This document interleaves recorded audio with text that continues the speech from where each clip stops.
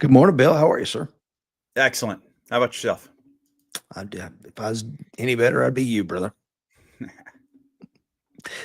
Uh, Bill, this is our first time. My first time getting to sit down with you, man. I'm really looking forward to today's show. Likewise. If for those that don't know, my name is Rich Brown. I'm a retired Marine Corps officer, former police officer, corrections officer, special operations response team guy, and now I'm America's favorite cymbal banging monkey. Talking to you this morning here from beautiful Cumberland Plateau in East Tennessee, and I have the honor and privilege of being joined by Mr. Bill Rapier. If I'm pronouncing your last name correctly? You are. That's correct. Well, let's go ahead and do Bill's bio and get that out of the way. Then we get into the show. Bill Rapier is the owner and lead instructor of American Tactical Shooting Instruction LLC, also known as Amtac Shooting. He is the lead instructor of over 2,200 Amtac shooting courses and has trained over 2,500 students since 2020. Bill is retired after 20 years in the Navy, where his duty assignments included several years with SEAL Team 3 and over 14 years at Naval Special Warfare Development Group. Positions held include assaulter, breacher, sniper, team leader, troop chief, and military working dog department senior enlisted advisor. He has always been an avid shooter and is heavily involved in combatives. There we go. All right. It's always weird. I don't know how you feel about it, Bill, but hearing your bio, like your whole life encapsulated in a few sentences, is that weird for you? It is always weird, but it's one of those. I've learned that you have to. There has to be there has to be some name recognition that goes along with this. I always used to say, in a perfect world, I'd show up at a class and people would be like, "Who are you?" And I'd say, "I'm Bill. I'm here to teach." But you can't feed the family unless people know who you are and are interested in coming and training with you. So it's one of the areas that I have grown in and am now much more comfortable with kind of talking about, some of the stuff that's appropriate to talk about my past life. Yeah. And that's a really cool distinction. How many years did you do in the Navy? 20 years in a month. Yeah, I did 23, although really 20 years in a month, but I had 3 years where I was out doing law enforcement and then I came back in, but I was in the reserves the whole time. So 23 years of service. And it is a past life. I mean, a lot of people can't let go of it. And I think that's one of the problems with our community. It's like you keep running around hiding behind your resume. It's like, well, that's cool that you did those cool things in the 90s, bro, but what are you doing right now? What can you lift? What can you bench? How fast can you run? Let's get you on the mats. What can you do? Let's go to the range.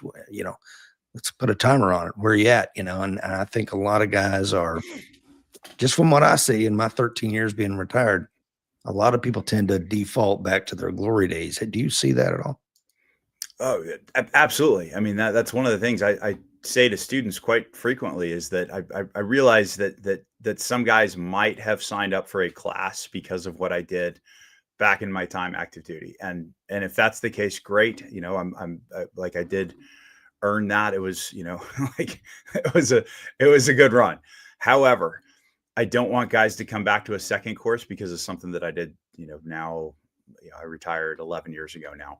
I want guys to come back because they're getting the highest quality training that they can get. And I'm huge on. I mean, there's so much stuff, even just that. Unless you're teaching specific, CQB or small unit tactics stuff, like so much of the pistol combative stuff is not. It's just not stuff that military guys are specializing in, because that's not the job. To be able to pull out a pistol concealed, while smashing someone else and, protecting your tools and all those things. Like, that's not the job of military guys. And so, I mean, that gets into the whole, it's honestly, most of my repeat students, well, none of my repeat students ever show up with battle belts unless they're cops, or I'm teaching a night vision class. And it's just because the reality is, like, I want guys to, when they show up to train, that they're probably going to be doing more reps than they do over, or than they would do over the course of multiple months, right? Because we're doing 2 or 3 days of high intensity training. And so why would you show up with a battle belt on when that's not what that's not how you roll, right? And I mean, unless when you get up in the morning to go buy groceries, you put your battle belt on, that's what the cops do. So I encourage those guys, hey, come and train with that, unless you already have enough reps with your exposed holster and you want to get the concealed reps. But for your normal guys that are serious about protecting themselves and their family, which is overwhelmingly the market that I have, my students are guys, normal dudes that are serious about protecting themselves and their family. And so I tell them, hey, bring the gun that you shoot the best with, right? Again, if 1 hour from now you have to make a partial headshot on a bad guy, and it's a partial headshot because your insert wife, child, weakest member of your household is what's obscuring that shot right there. Like, what's the pistol that you want? Right. And then carry that pistol and, and dress in order to conceal it. Right. Carry the tools that you have the most capability with. Man, I'll tell you, I'm really looking forward to today's show. All right. You're speaking the King's English here, my friend. I love it. All right. Will Parker is on out there in Montana. He is coin number 800. And if you're wondering what a coin number is, check out the links in today's show. Also, if you're interested in what Bill and those guys are up to over at Amtac, I will make sure that I have links and everything once the podcast is live, so you can check out what him and his folks are doing over there up in northern Idaho. Will Rhodes is on, says, good morning, Rich and Bill, coin number 2269. We have Johnny King out there in Kentucky. Brian Schuler's on from North Texas. We've got another Kentuckian, Edmund Scarborough. James up there in Massachusetts. Will Parker said, just in the context of concealed carry, it is an incredible broad topic of necessary. Yeah. And we have Tony on from Georgia. Bruce, hey, thanks to the 17 folks watching live and everybody listening to the replay. I know we have kind of some things to talk about, but I cannot and I will not go by what you just said. Man, this is something that really irks me. I have a training group that I do every Thursday morning, a private handgun group, and we meet every Thursday on the range for a 2-hour session, have lunch. It's a really wonderful thing. And one of the guys sent me a video last night. He's like, hey, Rich, what do you think about this? And the guy's got, helmets and plates and all this crap, and he's got a, $15,000 rifle. And so, and I knew who the guy was. He's a civilian, never been in the military. I'm like, I bristle a little bit at the LARPing aspect of it. I've had a problem with that. I'm like, I've had friends die wearing that kit. It's not just something for you to run around and play military, especially if you're a grown ass man. So I tend to default to the aspect of, what does your day-to-day life look like? Okay, you're a concealed carrying American. You're an armed American. I love you. You're part of my tribe. Now let's train in that gear. And when you get that perfect, now maybe we can start elevating it to something else. But what I find is their skills are not there on the day-to-day. And they want to go to the high-speed ninja stuff. And it's like, brother, you can't hit a B8 target from 25 yards. Why? I'm not going to do ninja rolls with you, man. And you're not ready to do Imanari rolls on the range yet. You know what I mean? Man, I could not agree with you more. It's actually, so I look at it as a continuum, right? So you should, when we go just mindset wise, right? When on the readiness side or the preparedness side of the readiness formula, right? You should always start with most likely enemy course of action and work your way towards most dangerous enemy course of action. So where I normally start with guys, hey, what's more likely that you run out of fuel driving home from the range today, or that Amazon stops working? And I always tell guys, Amazon no longer working. That's the code for the zombie apocalypse has begun, right? So probably more likely that you run out of fuel. Now, so start your readiness with, when your gas gauge gets to half full, at the next safe gas station, pull over and get fuel. Next, what's more likely? Random violence while getting fuel, or, complete societal breakdown, right? Probably random violence. So start with awareness, right? Head on a swivel. Who is this person? What are they doing here? What is this object? Why is it here? Carry tools, right? Carry a pistol and a blade, and know how to use them. Know how to take a punch, know how to throw a punch. Be good at pulling your pistol out fast, right? Be good at pulling your pistol out while fighting, right? While swimming underhooks, while stopping the other guy from pulling his pistol out, while smashing the other guy in the face, right? We need to understand all these things. Once you and be fit, right? That's another huge thing, right? Guys are out of shape, right? I mean, you're most likely. One of my instructors just said this the other day, and I'm totally going to steal it. He said, "All right, so you're willing to lay down your life for your family." Okay, well, are you willing to lay down your fork at the buffet line for them as well, so that you can stick around for an extra 15 years and help raise your family? Yeah. Right. Like that's such a, I immediately, when he said that, I'm like, I'm totally stealing that right there. That's a great line, right? Be in shape, right? Because again, it's on the likelihood spectrum, right? You're way more likely to die of a heart attack than you are of violence. Amen. Right. So like if we're talking about being able to protect ourselves and our families, that starts with us, and with us being healthy and in shape. Your quality of life will be better if you are in good shape, right? I mean, if you weigh 500 pounds, you're not going to go outside and go for a walk with your wife, right? You're not going to go throw a baseball with your child, right? So we need to be fit. We need to be able to do pistol combatives. But then once we can do that, I do believe that we should, right? We should continue the training, right? So the next thing that I would encourage you guys is, hey, a carbine, right? Because now a carbine allows me to negatively vote against a large group of people that want to come burn me out of my house, right? It's not a hard thing to, with a modern rifle, to say no. Like we're not, if I feel, if I think that you are going to kill me and my family, like we're going to start with you, right? And obviously we don't want to do this. We want to be able to project the power, which is another reason why I like vis lasers on pistols, right? Not as any kind of a primary thing, but as if it is a crowd, you with the laser in the eyeball, I'm going to start with you. So why don't we just go? Why don't you go ahead and just turn around and leave right now, right? Obviously, only if you have the willingness, like in your mind, you're like, yes, all the threshold, all the criteria have been met. If you take one more step, I'm gonna blow your head up. Once we can do that, then yes, learn how to use a carbine, right? Then yes, sure. Like there is potential there that there could be serious problems, right? I am all for prepared citizens, modern Minutemen, like all that. I am for that, but don't do it if you can't run down the block and pull your pistol out. Right. And make a credit card shot at 7 yards. If you can't do that, right? If you can't fight and pull your pistol out and have a baseline level of accuracy, you have zero business throwing on nods and running around in the woods. Amen.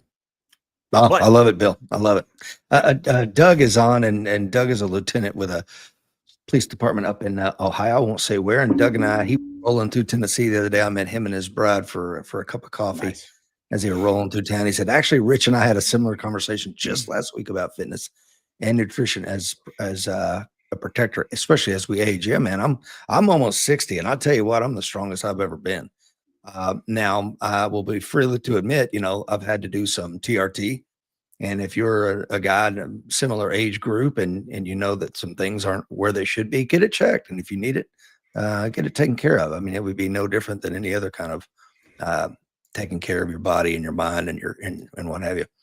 Let's see here. We got some other comments coming in. Jeff is on. Good morning, my brother.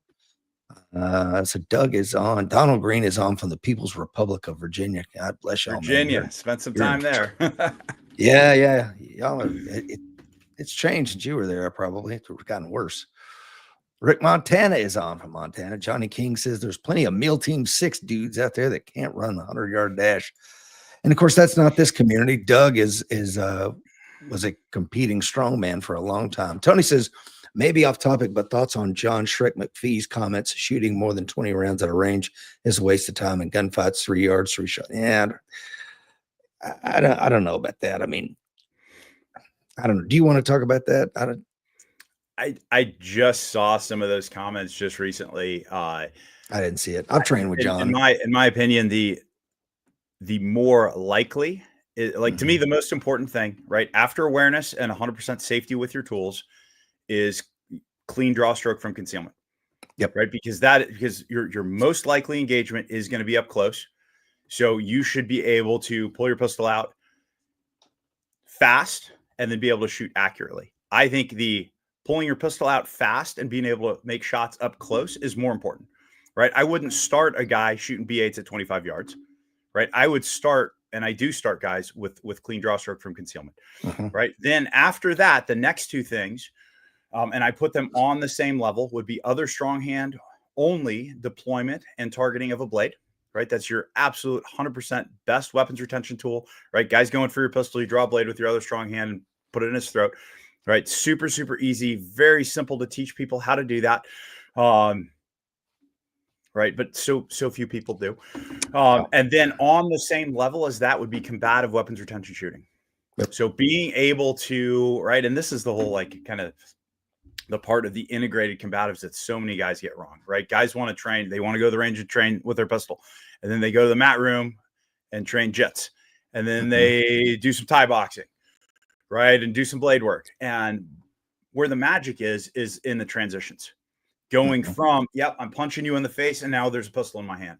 Or, man, my right hand is busy, right? Swimming underhooks, arm dragging you. Therefore, my left hand is free. Therefore, a blade's coming out. Yep. Right. And, and any of the transitions in between that, right? That would be the most important thing. But after you've done that, absolutely, you should be shooting, right? If this is part of your identity, like, yeah, I carry tools and I train, you should be able to you should be able to shoot B8s at 25 yards. You should practice shooting with your pistol at 100 yards because guess what?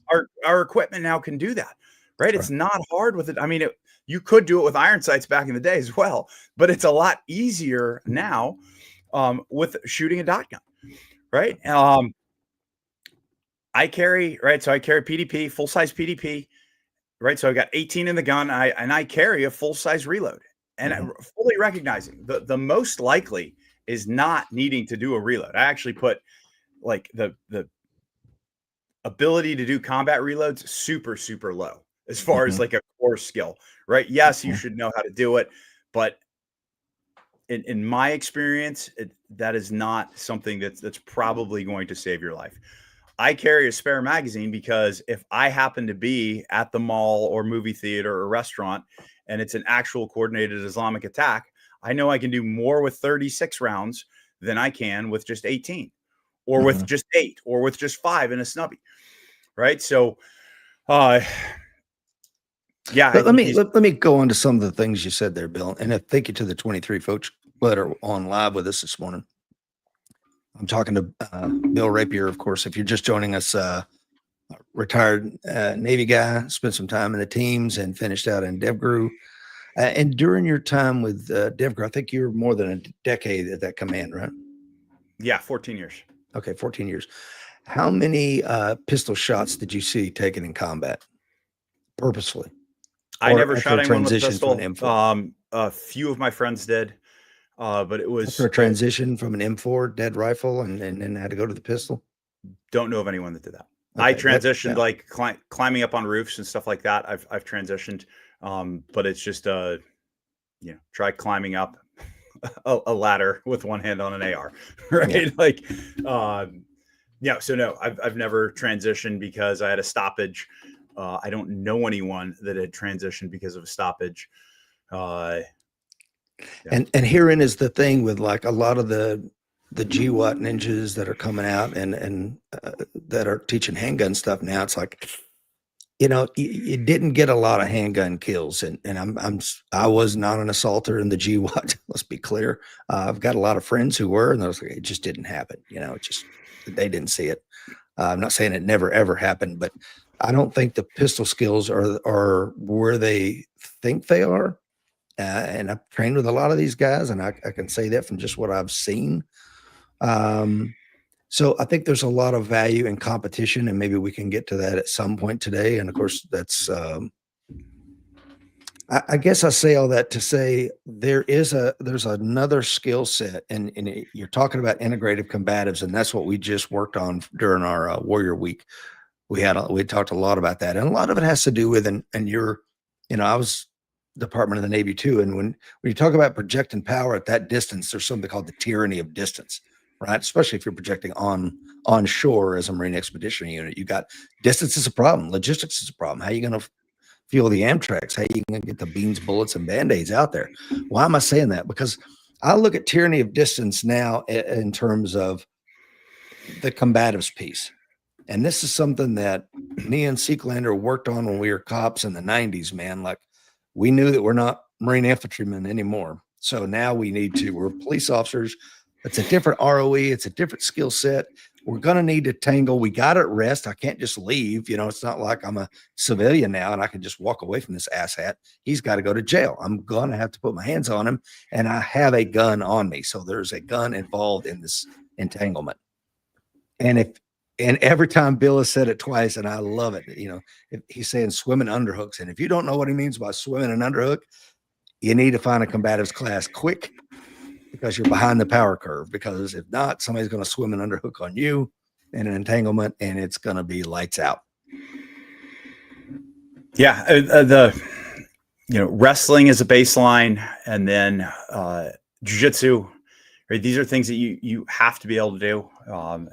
Again, like when we just talk on the combative side of things, like, again, the most bang for your buck is pistol work, right? I mean, I think about this. You have, 70-year-old grandma. As long as I can get her to be able to safely rack the pistol and point it at the door, after 5 minutes of me doing dry fire training with her, I don't want to be the guy coming through the door. Right. I mean, she knows I'm coming, right? She has the willingness, the awareness to know this is going on. And she knows, hey, all I got to do is rack the pistol, point at the door, and start hammering. Right. So that's your biggest bang for your buck. Your next one is going to be your blade use, right? Within 20 minutes to 2 hours of blade use. Right. I don't want to, if you don't know that the other person has one of those tools, man, they're going to kill you. For sure. And for a lot of people, even if you do know that they have those tools on you, right? If they're using speed, surprise, and violence of action, right? They're hiding, right? They're concealing their tools. No, please, no. Right. And then the tools come out. They will kill you. After that, it would be striking. Right. Because again, striking is, it's simpler. And striking is easier, right? Buys us time to access tools. Once we can do those three things, then I tell guys, hey, go and, right, once they have a foundation in integrated combatives, go and get your blue belt or equivalent in a real martial art. Like if you're a longtime wrestler, you're a Sambo guy. Yes. If you're an Aikido guy, sorry guys, no, like doesn't count, right? People actually have to be actively trying to not let you do these things to them. And for most guys, if you're a real blue belt in jiu-jitsu, like, you are going to crush 90+% of normal human beings in a, quote unquote fair fight, in a no tools fight. You're going to crush 90% of people. And really, from a strict combatives perspective, that's good enough, right? And that's another, we should talk about that, like good enough, what's good enough, periodicity, like that's another, it's kind of something that I've been on, chatting about a little bit lately, but let's talk about that. But before we get into it, because I love this, I want to dig in there. We got Cecil Birch, my good friend from Immediate Action Combatives, one of the OGs of integrated grappling. Good to have you on this morning. Cecil, of course, is part of the ShivWorks Collective and a good friend, and had him on the show multiple times. We got Cruz up there, super fine, Rhode Island. Tony is also on from Rhode Island.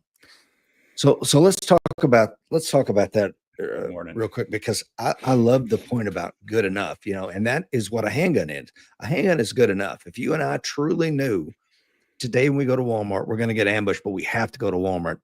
I'm not taking I'll take a handgun as a secondary, but I'm toting an M4. 100%. If I knew the fight is today. But why do we carry handguns? We carry handguns because they're concealable, they're portable, and they're good enough. And there also has to be a standard of good enough when it comes to a little bit of edge weapons defense. And, so for several years, I went to Marshall Blade Camp up in Colorado and spent 4 days doing edge weapons work, and year after year do that. And I had a little training group, and I'm like, man, I want to find somebody to train with in Tennessee. Who else is doing as a Marshall Blade alumnus in Tennessee? He's like, nobody. I'm like, I got 7 million people, and yet everybody I see in Tennessee is carrying a blade, and yet none of them are training with it. And if that's your idea, I'm going to cut somebody off, Rich. Okay, how? What does that look like? Show me. And they don't have a plan. So let's talk about what is good enough, Bill. What are your thoughts? So when I say good enough, first off, we need to couch this with it's painful for me to say that because I'm maybe slightly competitive and right. I want to run faster than everyone. I want to out grapple everyone. I want to outshoot everyone. Right. I like winning. I like being competitive. I think it's a good thing. But when we're taking this holistically, when we're taking this from the perspective of, hey, I want to protect myself and my family, then as you look at it, if you're like, yeah, I can, I'm consistently under a 1.5 seconds from concealment, one-handed draws, right? I'm shooting good splits. But man, like that walk from the car over to the range, it was 75 yards. And, I had to carry a backpack that was like 25 pounds and I was kind of winded. Okay. Honestly, maybe you need to go to the range a little bit less and maybe you need to get in the gym a little bit more. Right. Or maybe, your fitness is tracking, your shooting is hard.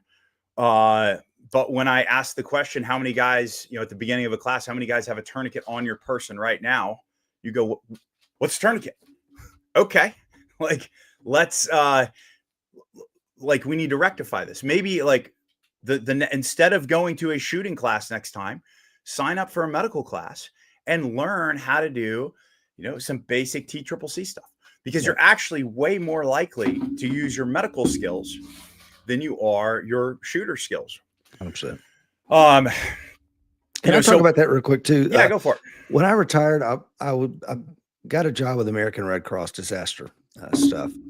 So I ended up being in charge of the state of Tennessee with regard to disaster relief and government ops. So, and I consistently say, you're more likely for your freaking house to burn down than you are to be in a gunfight, statistically, right? And then those same people who go to high round count classes don't even know if they have smoke alarms or if they work, and they don't have a plan to get their kids off of the second deck. And then recently, within this past 2025, we've got a pretty nice little compound here in East Tennessee, and there's like 4 houses here. My family, we all live on this farm. My dad's house caught on fire, and then 2 weeks ago, my son's house caught on fire. You know what I'm saying? So. And it didn't burn to the ground. We were able to save them because we had a plan and we had smoke alarms that worked and everything functions as it was supposed to. But you have to prepare for that. And I used to say, the best gadget you can get for your gun is a gym membership for you. The tool's only as good as you and your will to employ it. So it's so refreshing to hear you kind of say, let's temper some of these things because it's easy for we were training a federal law enforcement group and one of them was a former team guy and he was about my age and he's laid back like I am, he's chilling and we're like, all right, man, this time we're going to race. And we backed him up to the 50-yard line and everybody kind of walks back there and he jogs back there. And then we're like, all right, this is going to be it. And he tightens up the strap on his M4 and it was just something different suddenly about once the competition come on, the former team guy, even though he was the oldest on the range, he smoked everybody there. And I say that because, and that will to win, there's a time when it matters and there's a time when it doesn't. So train for the time that matters. If that makes sense? For sure. And I want to make sure that I dovetail in here, right? So when I say good enough, that's when you're at the end of your range day, at the end of your training day, and you're looking at, okay, what are all the categories that I need to be able to do in order to protect myself and my family, right? When you're looking at all of those categories, you might go, okay, my fitness is good enough right now. Like for what I'm trying to do, my fitness is good enough. I'm just going to maintain, or my shooting is good enough, right? However, in the moment, while you're working out, while you're drawing, what's fast enough on your draw stroke? There is no such thing. Right. Like in the moment, I'm training to shoot as fast, to pull the pistol out, get an accurate shot as fast as I am physically able to do. So in the moment, don't accept good enough. There is no such thing. But when we look at it as a whole, you have to be able to go, okay, because our time is limited, right? Time and resources are limited. Therefore, you need to be smart with how you do it. Just like as we get older with fitness, we need to get smarter. I loved you talked about the logistics, right? One of my favorite sayings, and I attributed it to Napoleon, is that the amateur discusses tactics and the professional discusses logistics. Yeah. Right. Think about the most high speed commandos on the planet, right? Drop them off in my neck of the woods right now with desert equipment and come back a week later and see how fighting capable they are. Right. Like without jackets and food, right? You're sorry. Right. So logistics matter, right? And time is part of our logistics equation, right? The amount of money that we have in order to train, right? For rounds, for going to classes, for just driving to the range, right? All these things, it's part of logistics. And so we need to be smart in how we apply, the tools that God has given us, right? Yeah, I love that. I love that. So let's back up. Let's talk about what got you in the Navy. And I know we're 30 minutes into this. We're going back to the beginning, but that's the kind of amazing show that's been so far. So thank you, Bill, for putting up with my questions. Let's start at the beginning, man. What led you to the Navy, and were you heading toward NSW as soon as you joined the Navy, or did that happen later on? Tell us about that. So I had wanted to be in the military since as long as I can remember.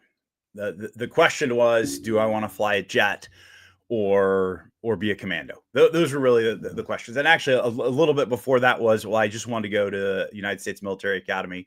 And that was kind of some leading from my father, because he saw me going, yeah, I want to join the military. My dad was like, well, this is what you should do.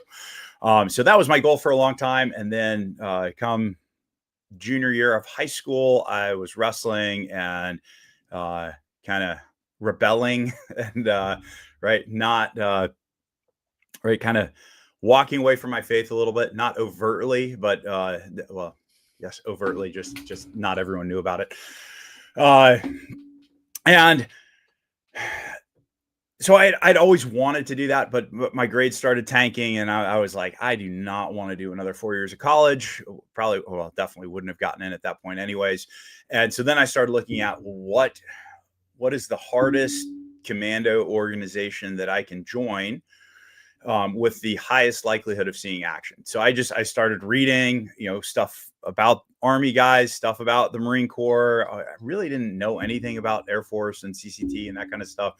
And then obviously, right, SEALs, write some books. So Yeah, read some old, Point Man and, Men with Green Faces, some of that stuff. And decided, man, this looks like the hardest, most elite organization that I can try to get into. And it looks like they do secret commando stuff all over the world. And so, but the problem was they're part of the Navy, right? Which I wasn't overtly thrilled about that, because I mean, ultimately it's the Navy. So I joined the Navy. Yeah. So the only reason I joined the Navy was to go in the SEAL teams. I joined as a corpsman because my recruiter didn't tell me you could actually get a contract to be guaranteed to have a shot at going to BUD/S. So I joined as a corpsman because I was like, hey, well, that's, being a realist, and most guys don't make it through training. I'm like, if I don't make it through training, I still don't want to be on a ship. And corpsman, for guys that aren't familiar, is Navy and Marine Corps speak for medic. The Marine Corps does not have their own medics. They get medics, or they get corpsmen from the Navy. And so my thought was, well, if I don't make it through BUD/S, I'll still be a corpsman, and I can work to be attached to a Marine Corps unit. So yeah, that was the only reason I joined the Navy, was specifically to go into the SEAL teams, because I wanted to go do commando stuff. So after your corpsman school, did you immediately go to BUD/S, or how did that work? Yeah. So while I was in Corpsman A school, there was a dive motivator that was at Corpsman A school. My Corpsman A school was in San Diego. What year would this been, Bill? 94. 94. Okay. Yeah. So I graduated high school in May and was in the Navy the next day. So, Nice. um, uh, yeah. So I did the dive motivator wanted us doing the bud screening test every time they did it. So every 2 weeks, I think I was putting on my boondockers and dungarees, and because you used to have to do it in those steel-toed, horrible leather Navy footwear. And yeah, so and by God's grace, got a slot to go to Bud. So yeah, as soon as I graduated Corpsman school, I think I went home to Colorado. We were living in Colorado at the time, and went home for a few days, and then checked into Bud's. Walked across the quarterdeck on Thanksgiving Day Nice. of '94, and they're like, "What are you doing here?" They signed my orders, and they said, "We'll see you on Monday." Yeah. Now, did you make it all the way through the first time? Did you get any rollbacks or anything like that? Oh no, I had a hard time. So I did good through Hell Week. And then post Hell Week, man, I could not run to save my life. And Really? still not really sure why. Like I never failed a run pre Hell Week. Never even got gooned, which is like if you fall behind normally like the half to 2/3 back, you get gooned, right? Just beaten some more, more fun and games. So never even had that in the first, leading up to Hell Week. And then post Hell Week, I couldn't run a 11-minute mile to save my life. Really? And so, yeah, so I, finish out first phase, roll into second phase. And, the first phase guys had, knew Bill, can I that, ask like, it? Was hey, it your wind, or was it your shin splints, or some sort of low extremity no, injury? it was my wind, but I don't Yeah. really know exactly why. We never figured it out. I've had doctors afterwards say, well, maybe you were anemic. I don't know. Maybe I don't know, it was just hard on my body and had a hard time with it. But I could not, and it might've been mental. Like honestly, like, just looking back on it, like it was, I was a mile behind the pack on like one of our first runs. It was probably a 10 or an Yeah. 11-minute pace. And they give you like a And week on crutches after Hell Week, don't they? well, so I didn't need to be on crutches, but like, yeah, you get light duty, you get to wear, that was like kind of the status, the post Hell Week status symbol was dive socks and Tevas, right? If you Yeah. remember the Teva Oh, yeah, sandals, Tevas. and right. So, and then you got to wear your dive socks with it because you were cold, and but your feet were so swollen that they didn't fit properly in boots. So, yeah, so I still don't know why, but basically I rolled into dive phase and just had a really hard time with the runs, and passed pool comp, which is like, Hell Week and pool comp are the two big attrition tests. So passed pool comp, and then yeah, actually on I think it was day one of Draeger dives, ended up getting rolled because I'd failed multiple timed runs at that time. And that was so I got rolled twice. I got rolled coming out of class 199. And then I also got rolled in 200. The first time it was actually for failing the dive physics test, which is super embarrassing because I could actually do the physics part of the dive physics test. But what I couldn't do is the long division, because the last 2 years of high school, I was allowed to use a calculator for the long division. And so I had forgotten to do long division. So it was kind of funny. They put me in a remedial math course, me and like, it was almost a dozen guys. It was probably 9 guys, other guys that failed the test. And so I remember the lady starts off with, hey guys, this is how you add. It was super embarrassing. So I failed. I got rolled for dive physics once, and then for runs, but really the running was the my main issue. And then they rolled me the second time I got rolled. They put me all the way back into first phase. So I went from day one of Draeger dives to life-saving, right? Had to take off my brown t-shirt, put a white t-shirt on, which that's like, that's kind of a morale killer right there. But I was able to, the pace of the run was such that I was able to kind of build back up, and, ended up being a, kind of mid-pack runner by the end of it. And now it's been one of those things that I enjoy running.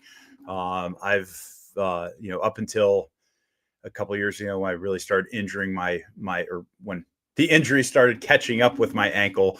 My long runs were anywhere from 8 to 12 miles on a weekly basis, and now I'm sitting here with a boot on my ankle post 3 weeks after surgery. So, man. So, what class did you ultimately graduate with? 201. 201. Yep. And then you go in. I think you went to SEAL Team 3. Is that correct?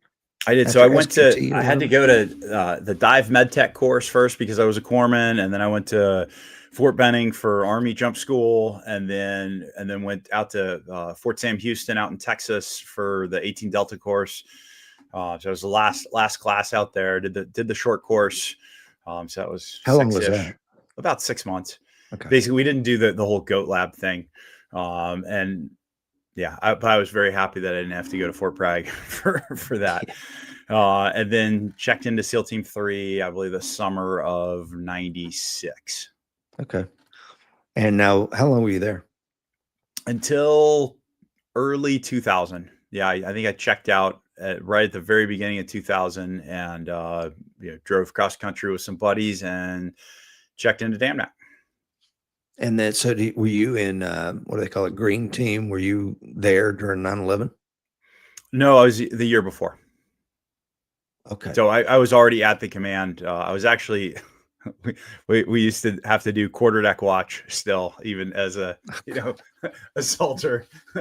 You still had to do quarterdeck watch. So I was actually filling in for another guy because we had mandatory swim training actually with my buddy swimmer dude was out there teaching us. And so I was sitting on the quarterdeck when the first plane struck. Oh, wow. And what was that like at that command? Yeah, I mean, right away we're all like, "Yeah, we're going to war." And interestingly enough, some of the leadership was like, no, we're not going to war, boys. Like, what, this will be over in a week. Well, pretty they had crazy. that wrong, didn't they? Yeah, they got that one wrong. Oh my God. So what made you try out for DevGru? How did that come to pass? So I didn't even know that that there was a kind of a different level of commando work. But then in my first platoon at Team 3, we had a guy, one of our officers was a prior E, and he had been at the command for a short period of time, but he was squared away dude, and so post training things, and just in hanging out, I started to get stories, and as soon as I was like, oh, there's another level, I was like, that's what I want to do.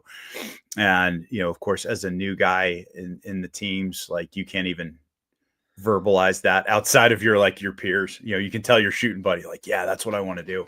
But if you verbalize that up the chain of command, they'll be like, they'll just look at you like, what, like, who are you? Yeah. Like, arrogant new guy, like, this is not like, and some of that is true. Like, hey, when you show up someplace, you should just focus on being the best that you can for that particular organization that you're a part of. And then some of that is also like, some of those older guys, they, for one reason or another, did not want to go. And so when they see you wanting to go, there's some, maybe a little bit of angst there. But yeah, as soon as I found out that there was another level to this So whole thing, what does that involve? I was like, that's what I want to do. But what does that involve?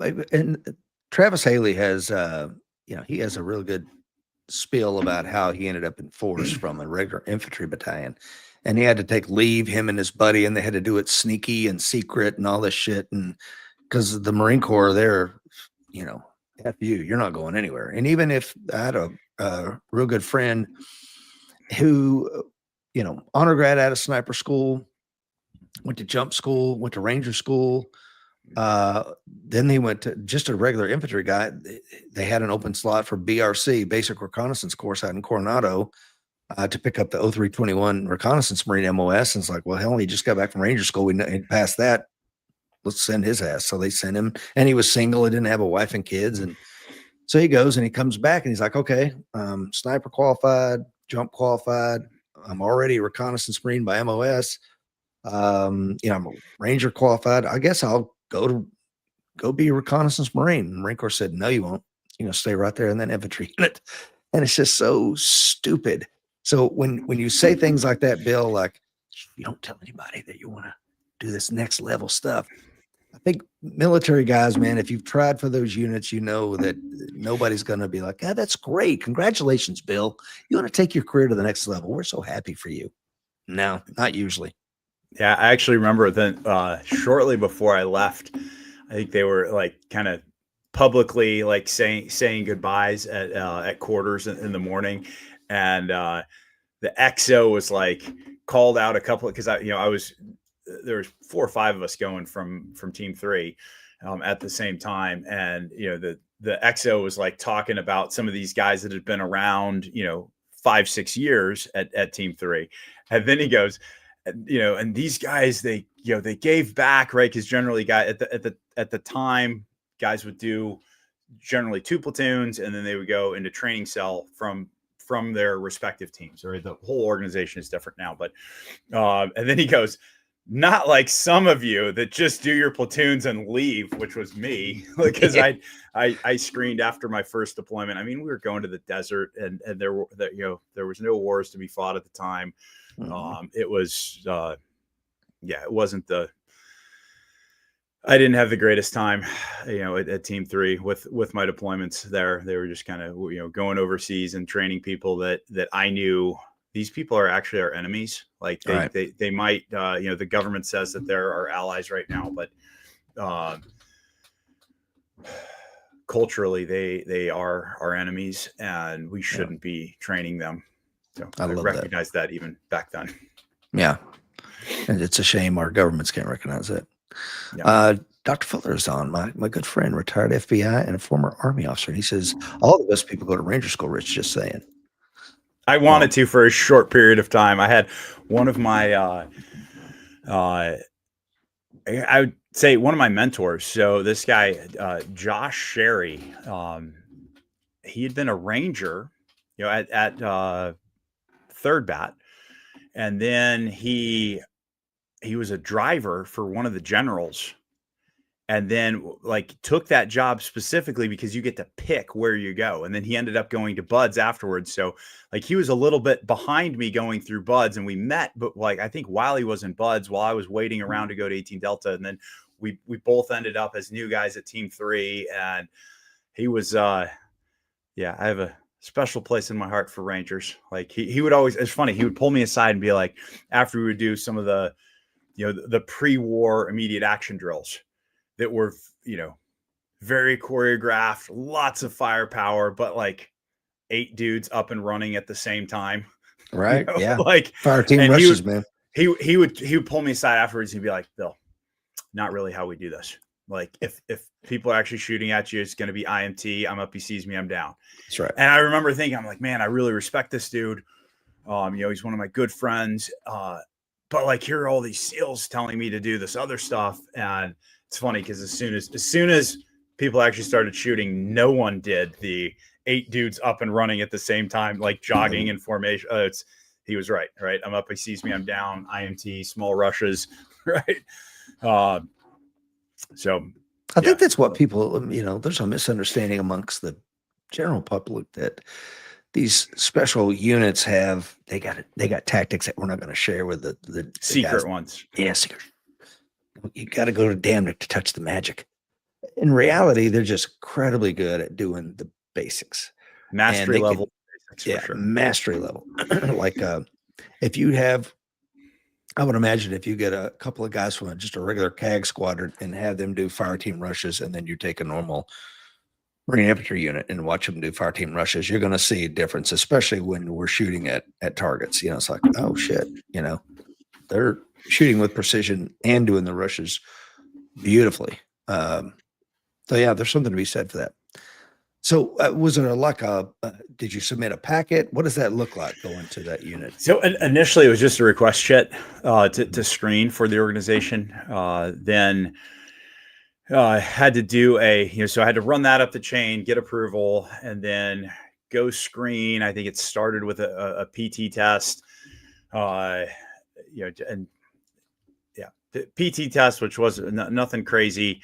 And then whole like long psych tests, lots of, the old bubble, filling things in with a pencil, number 2 pencil. Like a 400 question test. Yeah. Long, I remember long, like you're going to go blind from all these tests. And then there was a board with, a bunch of Master Chiefs and a couple O's. And I don't know, I guess what stuck out to me during that was the psych goes, he goes, whatever my rank was at the time, Rapier, like you say that you're a Christian.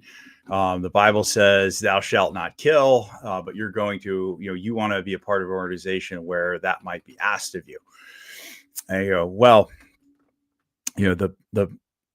there's a difference between killing and murder, right? It's very clearly defined in the Bible, right? David was a man after God's own heart, and he killed so many people that they wrote songs about him, right? Saul has slain his thousands and David his tens of thousands, and yet he was a man after God's own heart, right? Not reprimanded for killing his tens of thousands, right? He kills one dude, Uriah, and takes his wife, hugely reprimanded for that, because that was murder and adultery right there. That's right. Right. So I said, if David can do that, I don't think God is going to have a problem with me doing that. Yeah. And it was funny because the psych did not like the answer, and all the team guys are there like, yeah. That's right. You're absolutely right. I love it. I couldn't agree with you more. So then once I did all that stuff, then, I found out that I screened positive. They also asked me to change my rate, right? So they didn't want me to be a corpsman, because at the time corpsmen were detailed differently. So I signed some sort of a blank form. And a few months later, my officer in charge was like, oh yeah, by the way, you're a radioman now. I'm like, okay, great. And then a few months after that, he's like, oh yeah, you're not a radioman anymore. There is no more radioman. They're all ITs now. I'm like, okay. Yeah, that had like zero bearing on my actual, what I did. Do you still carry a Unit 1 in the teams, even though you're not technically the corpsman anymore? I mean, how does that work? No, so no, I didn't. In fact, my second platoon, even as a corpsman, we had so many corpsmen, right? Because the teams went through a period where they didn't have enough corpsmen. So then, like, there was a time period when like half of a buds class would be corpsmen, because they were trying to make up for it. So are a lot of them coming from the Fleet Marine Force, or no? Mostly newer guys. Okay. Yeah, mostly guys right out of corpsman A school, and a lot of the guys were dive fair guys. So guys that had guaranteed slots at buds, they were sending them all to corpsman A school first, just because the teams were lacking in corpsmen. But then by the time my second platoon rolled around, like, we had so many corpsmen in there that I got to be a machine gunner, which that fit my temperament a little bit better anyway. So I didn't like the whole like holding hands and not holding hands, but bedside manner, and, oh, your knee hurts, here's some Motrin, oh, you have the snivels, here's some that. Like, I didn't like doing that. I like the trauma aspect of medicine. But I like to run the machine gun a lot better. Yeah. I don't think my personality would be fit for that either. So Green Team, what was that like? Whatever you can share with us, I'd be interested in hearing about that. It was good. I mean, it was hard. Like, it was physically very challenging. We ran a lot, did a lot of hard PT, and shot a lot. I think it's interesting how, different guys and different personality types have problems with different things. A lot of guys think Green Team was the like super hard thing. And it was a super hard, stressful thing, but like, I failed sniper school my first time through for stalking, ended up going back and doing it, completing it successfully. But I got 0 safety violations in Green Team, which is like, most guys got safety violations in Green Team. And so it was just, but then there was guys that like had breezed through sniper school and failed out of Green Team. Yeah. Right. So it's just like, some of it is just, personality types, strengths and weaknesses. So it just, they're grading you on your ability to learn, I mean, like, are you in shape? Can you run hard? Can you shoot hard? And can you learn CQB? fast enough. So those are really the things, and jumping as well, right? You got to be able to exit on heading with all your gear, right? A lot of guys failed out for not being able to jump properly. So yeah, it was challenging, but it was a fun, hard, challenging. Let me ask you this, because one of the things I've never asked one of the guys from the JSOC units is, so the way the Army does it with their special mission unit, you go to selection and then you go to OTC and you actually learn your craft, and it's not really a big stress fest, and they graduate a pretty higher percentage. Whereas, as I understand it, on the NSW special mission unit, you guys are more like, you let you in and then we attrit you through green team. Am I misunderstanding that?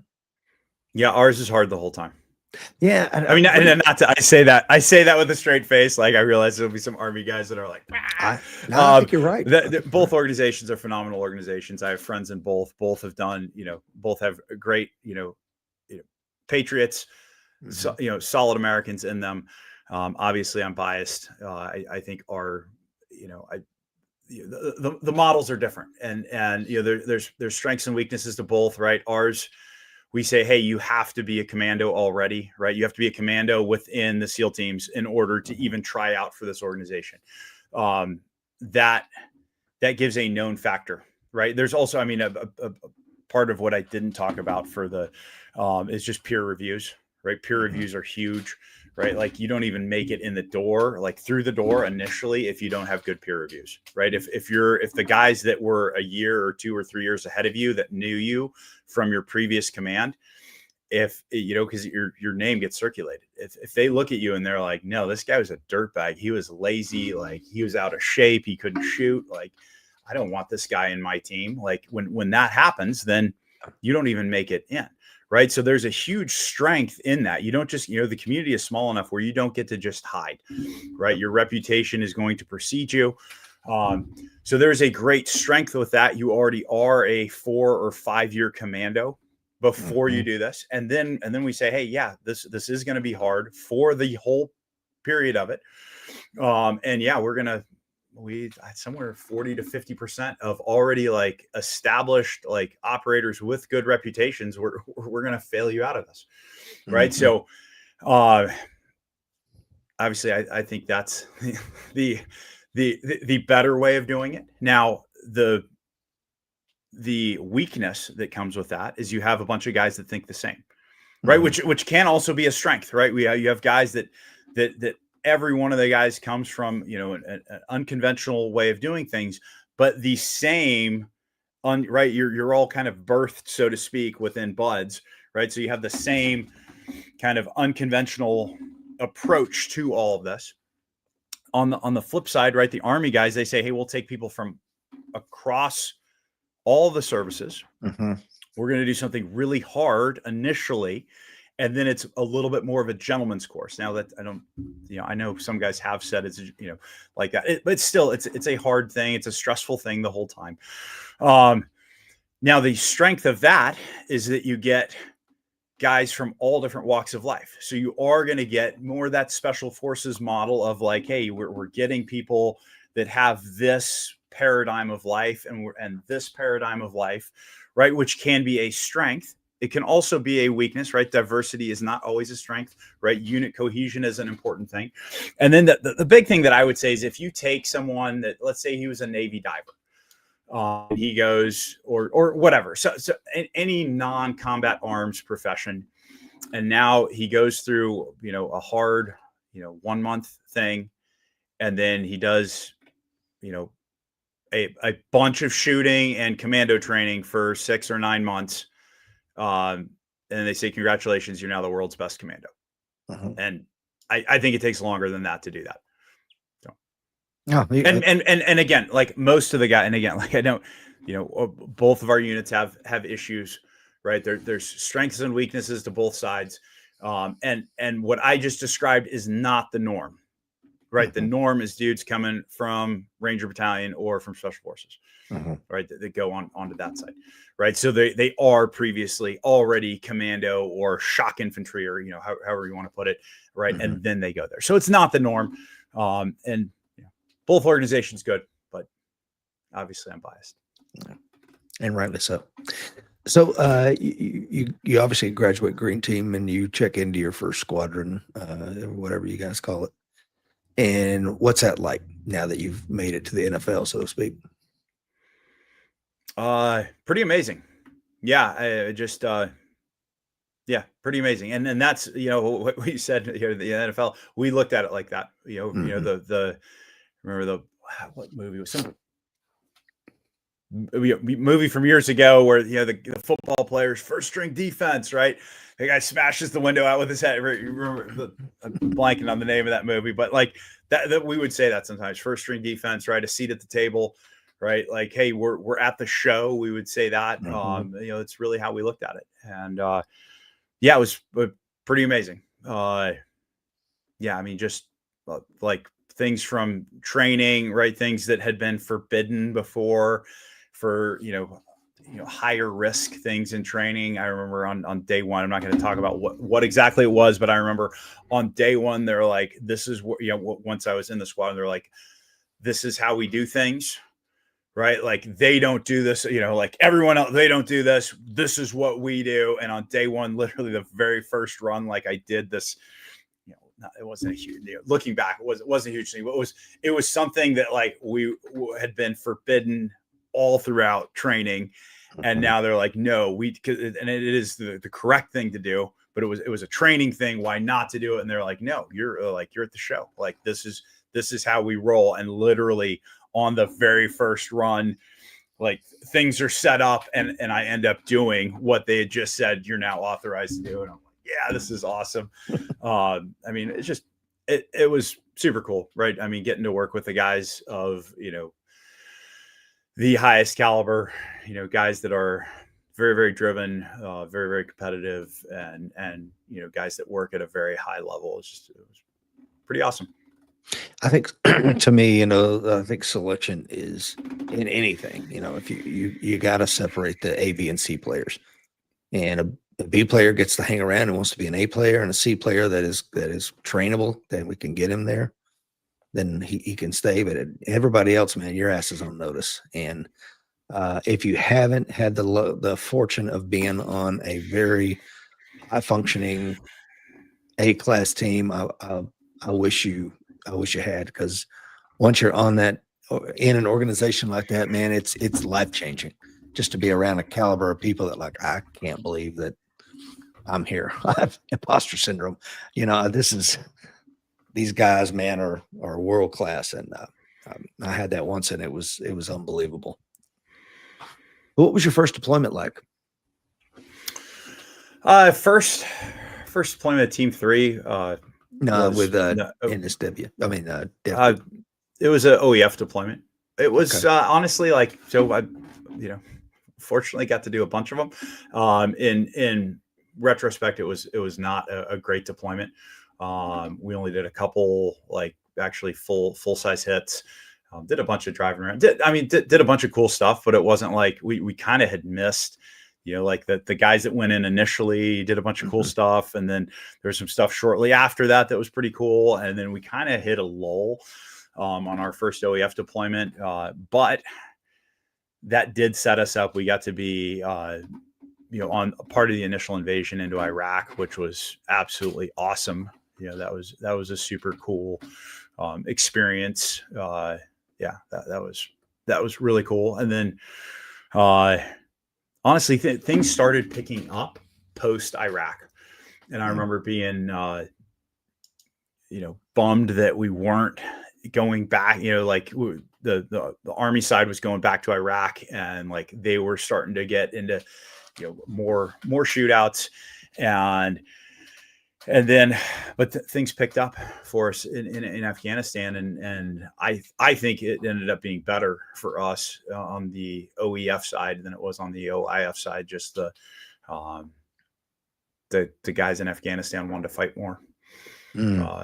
So that's I remember we actually got pulled off of, we did a split deployment where we were in OIF for part of it, and then I remember being so upset. They're like, no, like they just gotten a helo shot down with guys zero. I think it was a zero loss of life one, but it was like things were getting really sporty on the OEF side, and they're like, "Hey, we need to plus up guys over there," and our troop got the call to go over there and do that, and I was super upset that that it was me, and we ended up blasting dudes. The first, we got into country and went on an op a day or two later and blasted a couple dudes on that first hit and back in country.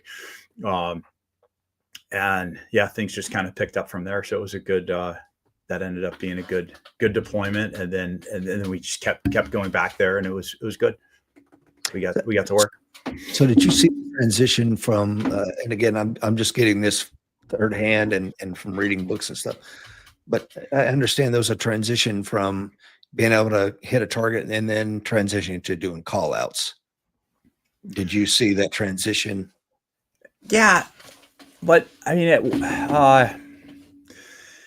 it did. Like there was a sweet spot in between when we could do a call out if we wanted to, or not, there's absolutely a time and a place to do a call out, and there's a time and a place to not do it. And most of the time we had the latitude to flex one way or the other if you could justify it. And you had to like really be able to look a lot of people in the eyes and say, hey, for these reasons, we need to not do a call out this time. And generally the leadership was good. Sometimes, I mean, it's with anything, politics get involved, and, it's part of warfare. Civilians get killed sometimes. And, and then the generals would feel pressure, cause they're getting pressure from the politicians, and that would trickle its way down. I would say overall the Taliban had a great information operations campaign. I mean, the number of times we got shut down because, either a civilian was accidentally killed, which is, I mean, it's always regrettable, but it is part of warfare. And some of the things that people don't think about is that, if we go in and a civilian is accidentally killed, right, that's regrettable. However, if we wouldn't have gone in there, like the generals don't bat an eye at dropping a bomb on things, right. and then you just kill everyone, right? The bombs are completely indiscriminate. So we're still a much more scalpel like object, even when in the fog of wars. I mean, unfortunately, bad things happen sometimes. So Taliban had a pretty good IO campaign, and I mean, I've had one of my very best friends, Justin Carroll. He was on the very first MARSOC deployment where they got vilified and thrown out of Afghanistan. Yeah, and, I remember that, because exactly what you said. And who you taking you're not taking the words of the Marine leadership that was actually in the a vehicle-borne IED attack and them fighting their way out of it. You're just listening to the Taliban telling you this got a bunch of civilians killed, and where are the bodies at? Well, we've already taken care of that. It's just, it's absolutely unbelievable. Yeah, it definitely, some of that stuff, definitely low points for me on deployments. Like we got to a point where, supposedly for our own protection, we were having to do shooter statements and like talk with JAGs. Like anytime we shot any bad guys on target. Wow. And I just remember thinking, total slap in the face. Like really, we're in a war, and we're doing lawyer stuff after a good shoot. Like this is ridiculous. And you're going on record. Are they reading your Article 31 rights acknowledgement statement and all that shit? Or I don't remember if they were doing that or not. I don't think we got read rights, and I don't know.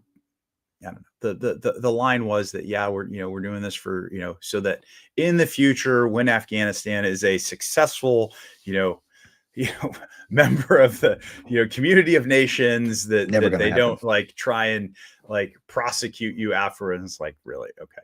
It's never but yeah, that was definitely demoralizing when things like that were happening.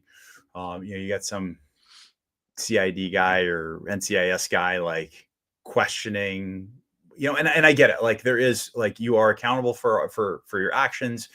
But at the same time, it's like, hey, this is, these are good, clean shoots, and we're doing investigations like they're not every single time. Like that's we wouldn't have won World War II if we had to do that.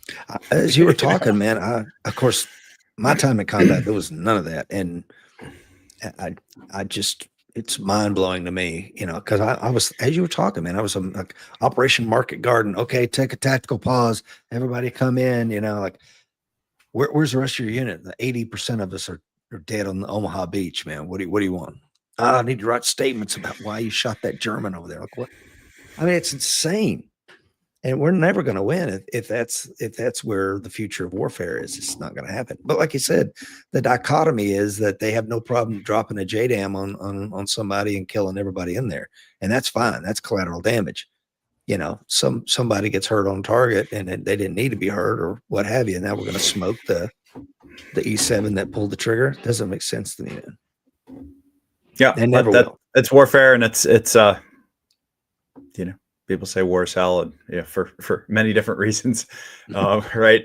It's honestly like kind of looking back, it is, war should be very, very rare, right? We should not go into it lightly, but when we do, it should be overwhelming and incredibly violent, and break the enemy's will to fight, so that we don't have to be in these forever wars, right? Where we just keep, 20 years in, we're still fighting. I mean, and another, just while we're talking about bad morale things and forever wars, is it's not recognized. Another huge problem is not recognizing the actual threat, right?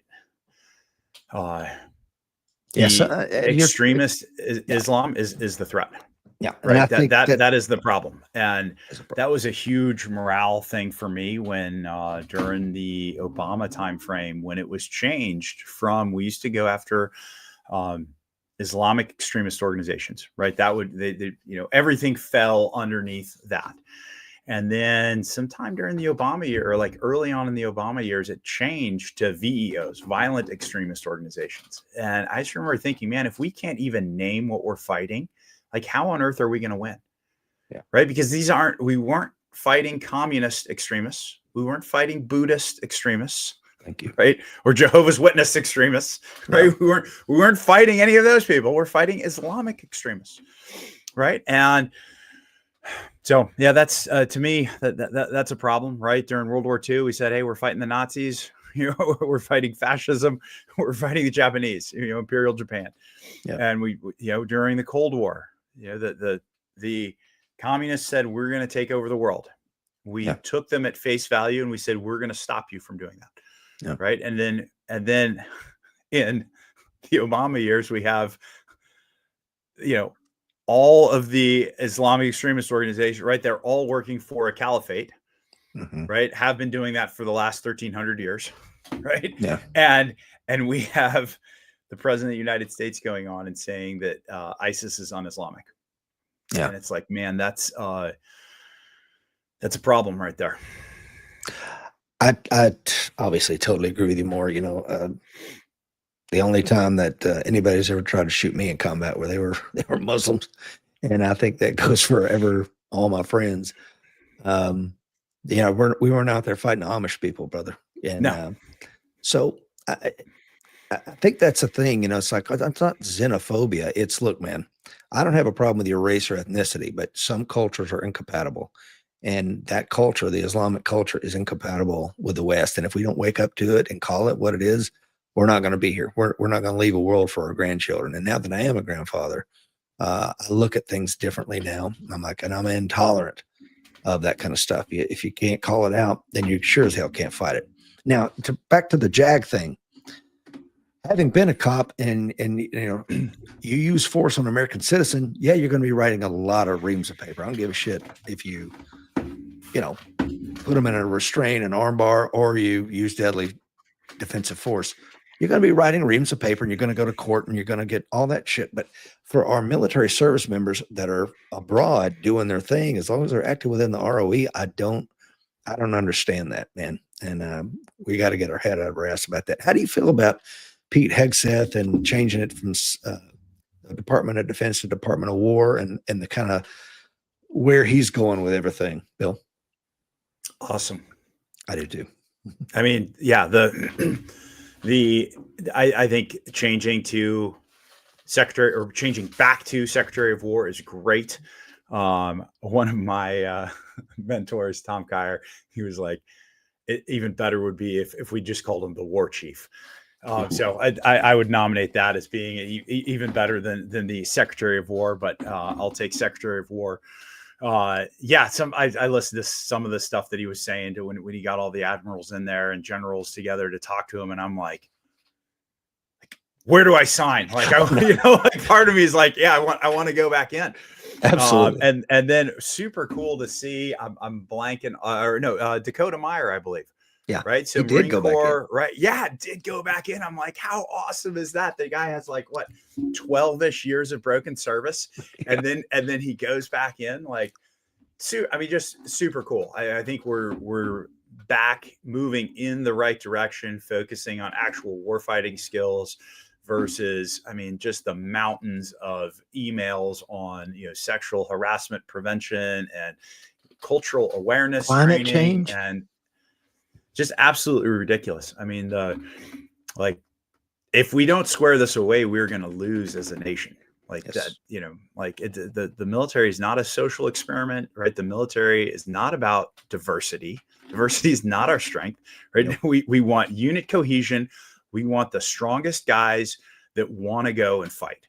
Yep. Right. And it should be the politicians that are saying, no, like we don't want to fight because we recognize what the cost is going to be. Yeah. But the individual at a shooter level, the guy should be going, yes, put me in, coach. Where are we going? Why aren't we in the fight yet? Yeah. Right. That's what we need from our military. I agree with you, man. You were talking about World War II. I mean, shit, we bombed Dresden and one night killed tens of thousands of people under the auspices of firebombed them, set their houses on fire, burned their children alive in their beds. Why? Because their parents probably work at an ammunition factory down the road. And now we can't even, I'll stop there. But we got to clearly define who the enemy is and what is the end state that we're going for. And if we can't understand the end state, and that's part of the problem, man, I think with the forever wars from the GWAT onward, man, it's like, what does the end state look like? And if you're so delusional to tell me that, oh no, we're setting up a modern Western democracy in Afghanistan's tribal region, you're a freaking idiot. Yeah. You don't need to have your job at the State Department. You're a clown, and I don't know how we right the ship. So I see Hegseth, and there was a lot of pushback from senior Army officers. None of the Marine officers that I know of, everybody was like, hell yeah, when Hegseth's speech with the admirals. Like, couldn't he have done this with an email or a VTC? Why does he have to fly everybody in? I'm like, you can't have that conversation, that level of a sea change without bringing everybody in. You're going to see my face and feel the passion in this room. And if you don't like it, down the hallway, there's some Appendix J's, fill one out and turn it in and get your ass out of here. Go golfing somewhere. But this is the focus. It's lethality, and our enemies should tremble in their beds at night. Right down about 25 miles away from me is this guy, Joe Chamblin, and he was the sniper team leader of the guys that pissed on all those dead guys that they killed. I remember that. Right? Yeah. And I'd been reticent to interview him because I remember when that happened, I was still on active duty, and I'm like, come on, man. I don't have a problem with you pissing on him. I'm going to be completely candid here amongst friends. But what I do have a problem with is filming it. That was kind of juvenile. So he was being interviewed, and they're like, somebody asked him, so was this the right thing to do? As a Marine, is this the right thing to do? Because it depends on what you think a Marine is. If your idea of a Marine is spit polished guys and marching and doing all this, standing in front of embassies, then probably not. If your idea of a Marine is somebody that makes our enemies tremble, then yeah, it was the right thing to do. And I'd do it again. And I'm like, okay, I need to have you on the show. And we did, and to his point, I don't know if you've ever heard his position on it. It's like, this was an IED cell that had been killing Marines, and then they took their bodies and dismembered them and hung them from this tree, their body parts from a tree. So then like, okay, Sergeant Chamblin, take your team and take them out. All right, no problem. So they wait and they hide, and they finally get the guys, and they kill 4 or 5 of them. And he said, normally the straight leg infantry kind of goes in and gets the bodies and we're done with it. He goes, but this time they're like, no, you go get the bodies. And he was pissed off, like, these killed my friends. And we're going, yeah, the least we can do is piss on them. We're not going to hang them in a tree. So I think now that's an outlier kind of thing. I'm not saying that should be happening every single time, but what I am saying is that's the kind of people that need to take the war to our nation's enemies. And if you're not ready to put a bayonet in somebody's chest, then the whole Emma has two moms video the Army did. The commercial Emma too. Did you see that?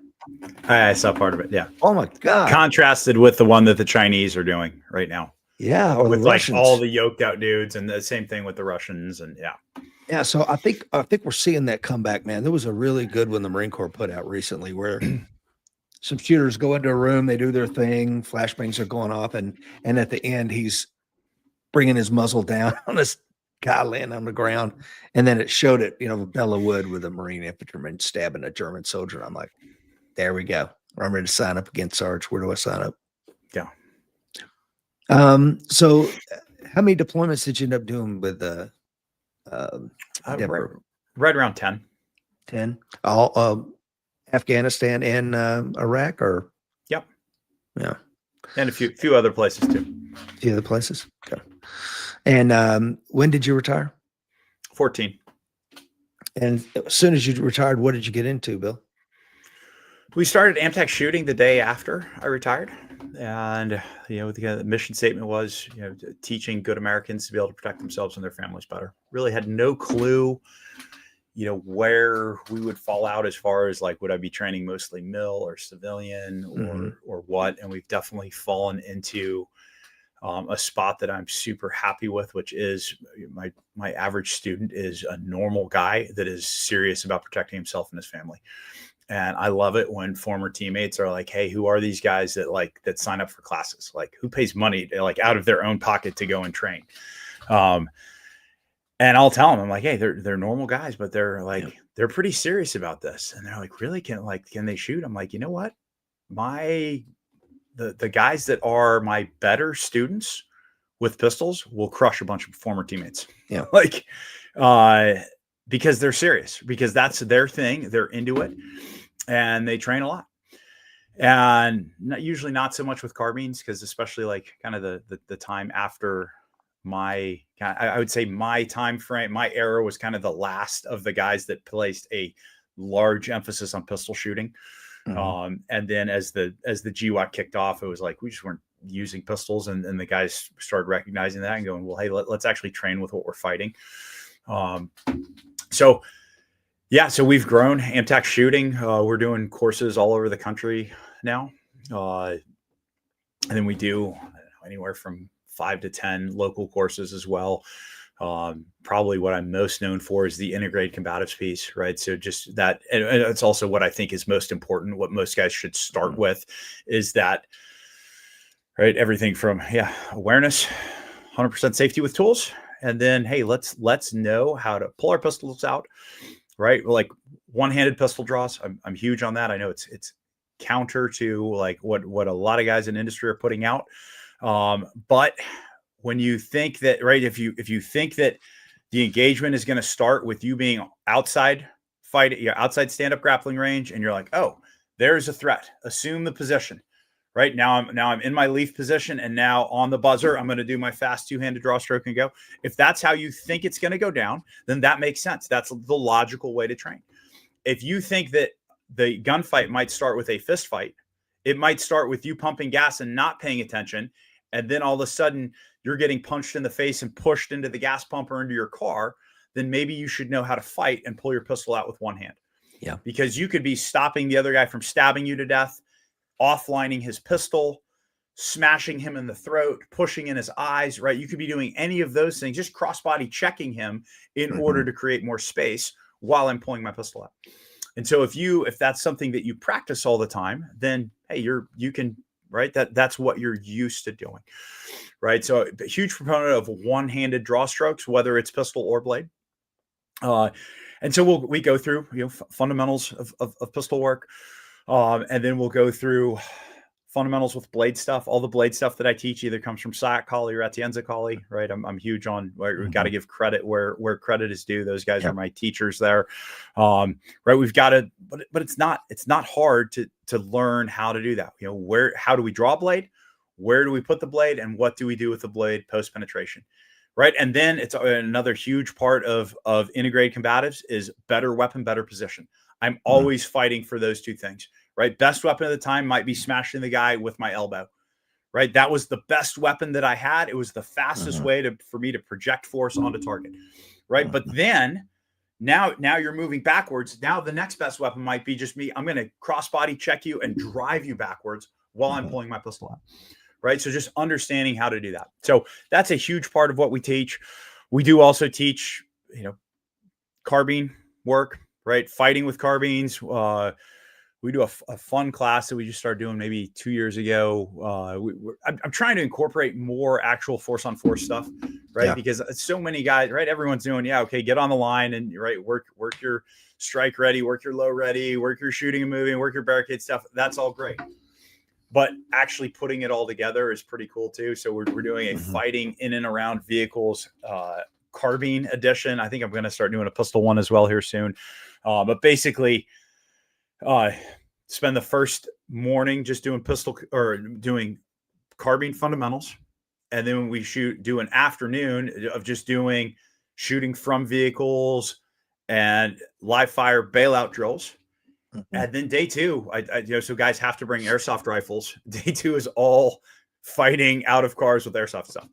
And it's just a good, it ends up being small unit tactics starting from a car.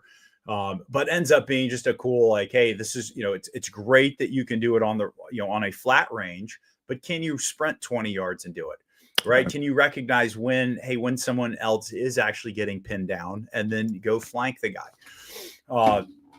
So we try to do stuff outside of kind of what the norms are. We do, about once a year, I'll do a night vision class as well. And a cool thing on that I have changed over the years is, we used to do anytime we did night vision work, anytime we did force on force stuff, good guys had night vision and bad guys didn't. And so when I first started teaching, when civilians would come or military guys or law enforcement guys would come, that's how we did it. And then I started thinking about, I'm like, well, when we do combatives, I don't train to fight an untrained opponent. Right. I train to fight a trained opponent because to try fight an untrained opponent is super easy.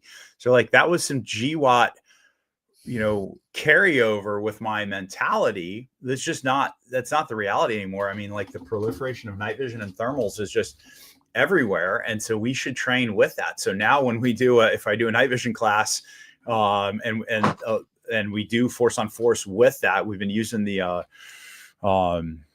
Blackbeard Mantis lasers for that, which is great because that way you're not right. I mean, just safety thing, nods and full PPE is challenging. And also dudes don't want to get their nod shot with, their $13,000 dual tubes shot with BBs and cracked lenses and all that stuff. So the lasers have been great. Right. And I mean, every training you do will has some sort of a drawback. But the lasers are a great thing for that. So now when guys show up for a night vision class, I say, hey, when we're doing force on force, you're going to use the equipment that you brought.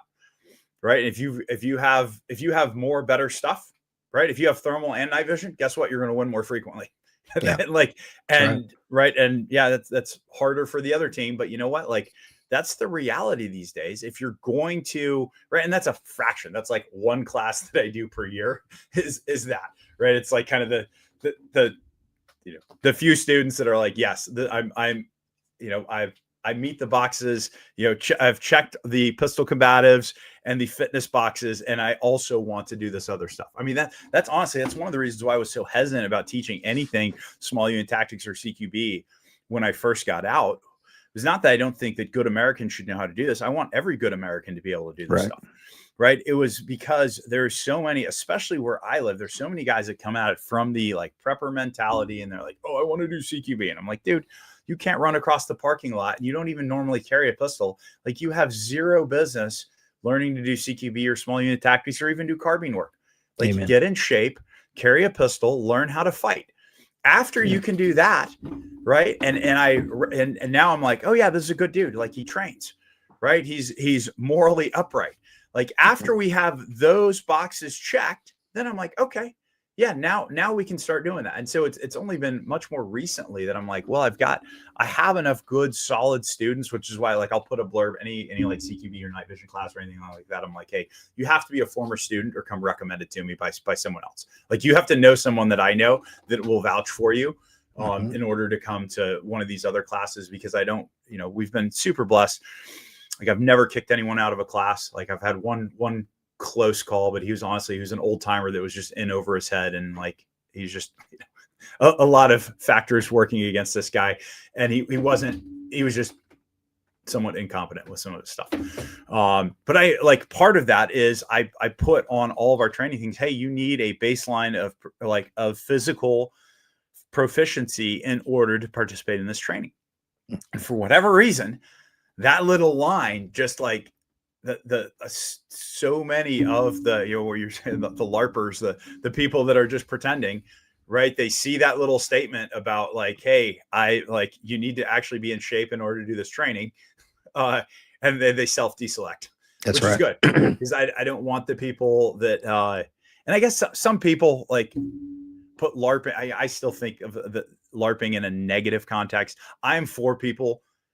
Like if you can do the pistol combative stuff and you want to learn, as a good American that is already capable, if you want to learn how to throw armor on and fight, I'm all for it. Absolutely. I want you to be able to do that. I just want to make sure that we don't put the cart before the horse. Yes. I don't want you to like have all this cool stuff that's sitting at home, and then like you get into a random violent situation that is absolutely winnable with the right conditioning and training, and you end up losing.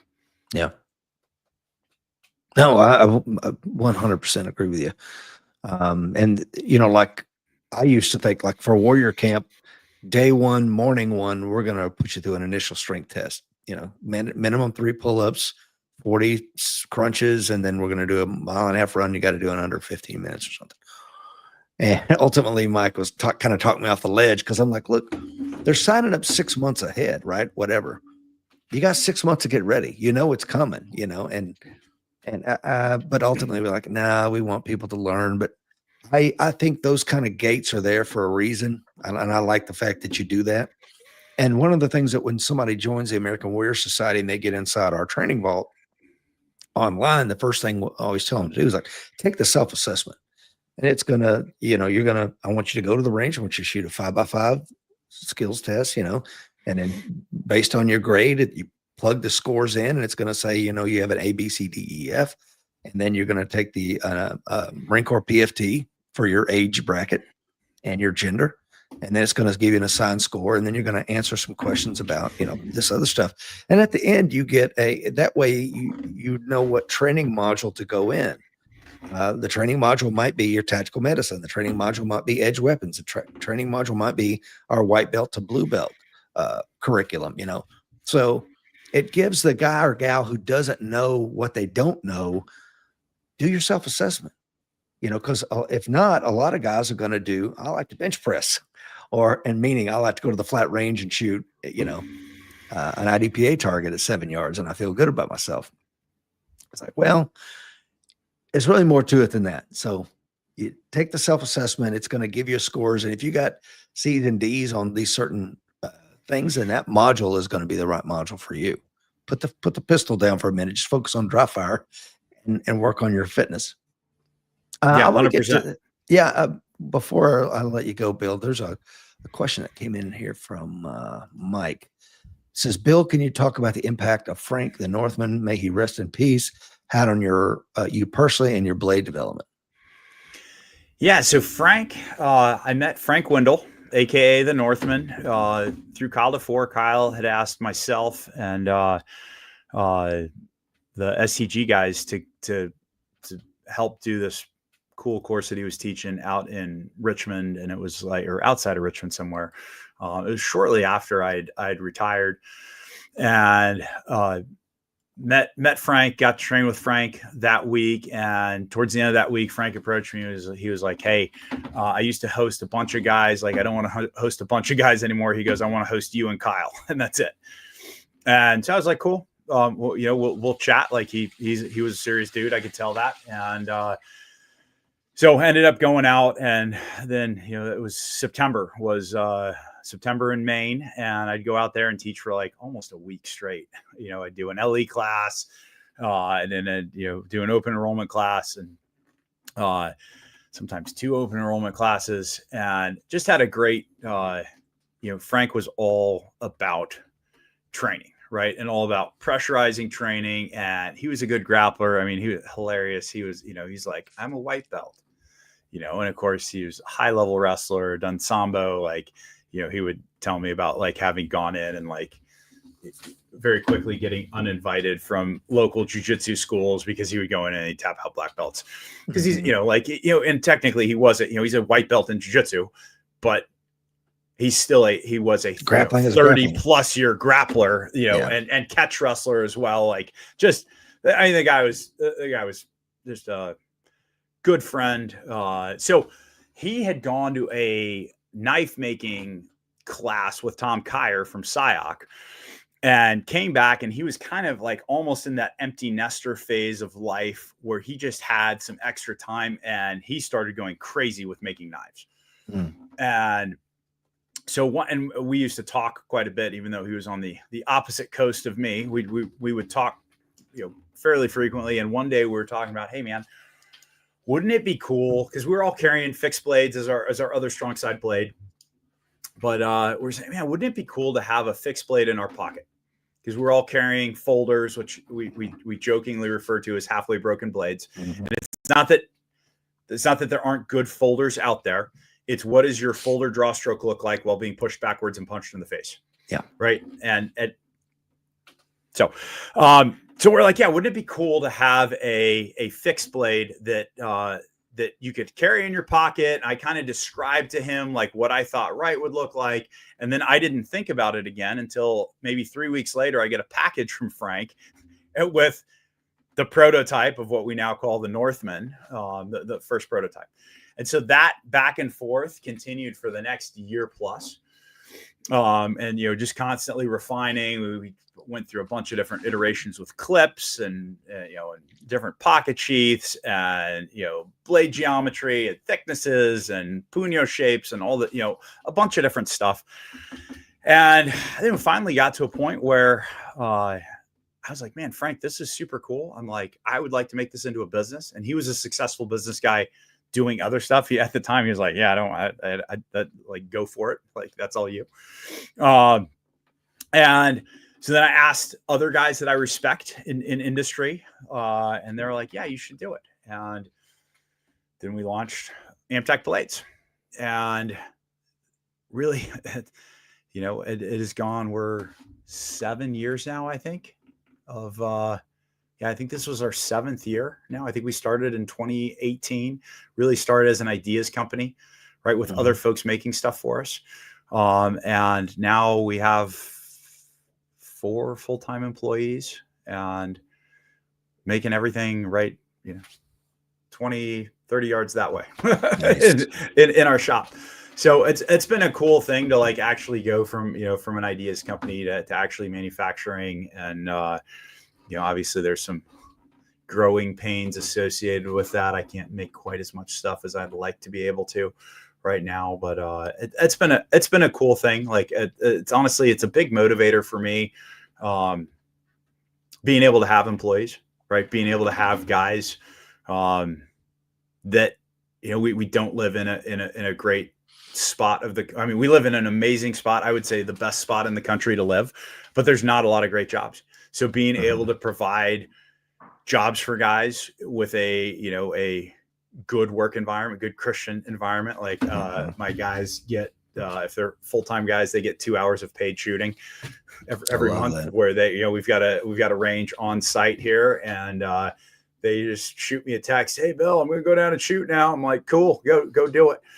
So just, it's great, like having that culture. The guys are believers that work there. they're all into training at one level or another. It's it's funny. Some of the guys will take, because they're grinding all day and getting dirty. So some of the guys take their pistols off when they grind. And then there was a thing for a little while where one of the newer guys like forgot his pistol, like more than one day. Like there's a spot where they keep their pistols, and guys started putting notes of shame into the trigger guard. It's just a cool like culture of like, hey man, like little ribings like that are good to like, I mean, like I joke when I miss a shot, or like if I do, like I don't want to bring shame on myself, my family, and the nation, like, like, and it's good to think about things, in those ways sometimes. So that's been a fun thing. Frank is missed. We still, anytime we come out with a new blade, Leanna, his wife gets, I still send her blade serial number 1. That was always what I did every time we would launch something new. I'd send Frank serial number 1. Nice. So he's missed. Yeah, well, thank you for that. And we're leaving a lot of meat on the table today, man. I've had you here an hour and 40 minutes. I want to respect your time, and I know that they want to get you off that ankle there. But I do want to get to a couple of questions here. Mike says, thanks, Bill. Appreciate the history. In the background, Frank was a stud, and he is missed. Unfortunately, I found him about a year before he passed. This gentleman is on out there on YouTube land. He says, good morning from PA. Bill, huge fan. Cecil Birch says, one of the reasons I compete so much in jiu-jitsu competitions was that I knew I had to hit a specific marker at some point. I had to hit my correct weight. My S&C had to be on point, and my jiu-jitsu game had to be tight. If we don't have tests on occasion, we can get lazy and pretend to be ready. And I'm going to tell you, if you haven't taken one of Cecil Birch's integrated combatives classes, you need to. Yeah, he's a good dude. I'm alumnus and love one thing to add, just to kind of, power assist with what he just said right there, right? Doing things where you're laying it on the line is important. Whether it's a jiu-jitsu match or a race. I did the Sniper Adventure Challenge race a couple years in a row. Like, sign up for that stuff, do that stuff, and then tell other people that you're going to do it, so that you're self-shamed. If you're like, if your buddy's like, oh, hey, how did that race go that you were talking so much about? And you're like, well, I twisted my ankle, so I couldn't do, okay. Or I got really busy. Oh, okay. Right. So it's important to lay it on the line. Like, one of the ways that I get to do this on a fairly frequent basis is just with stress courses. Probably half the classes that I teach will have some sort of a stress course. If I'm teaching on our range at the Amtac Training Center here in North Idaho, we have a run and gun, and so we'll do that. And I don't know. Since I've been doing this, I've probably lost 8 or 9 times. Mm-hmm. I hate it.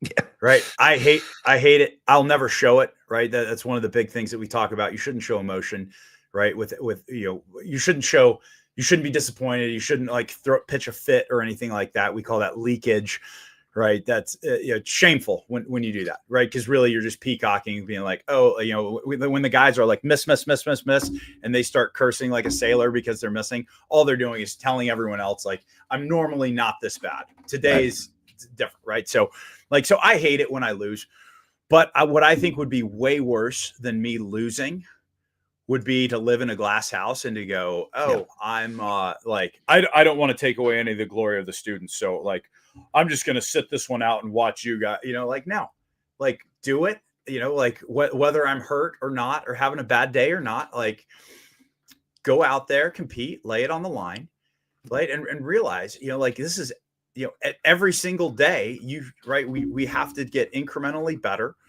Right. And, otherwise what are we doing? I mean, right. So Pamanatu and Chris Syack, the guy that started the Syack system, he coined this phrase, and it's kind of gone mainstream now with kill your clone. Right. And the idea is that at midnight you're cloned. But so for the next 24 hours, you get to train. And then right before midnight, before you get cloned again, you have to fight your clone to the death. Who's going to win? Did you kill your clone? Like, what did you do today? Did you anything you did that day, your clone didn't do, right? You're fighting your clone from yesterday, right? So like, did you get your dry fire reps in? Did you get your fitness in? Did you get smarter? What did you learn? Right? Yeah. Did you get a hard roll in? Right? Like all these things.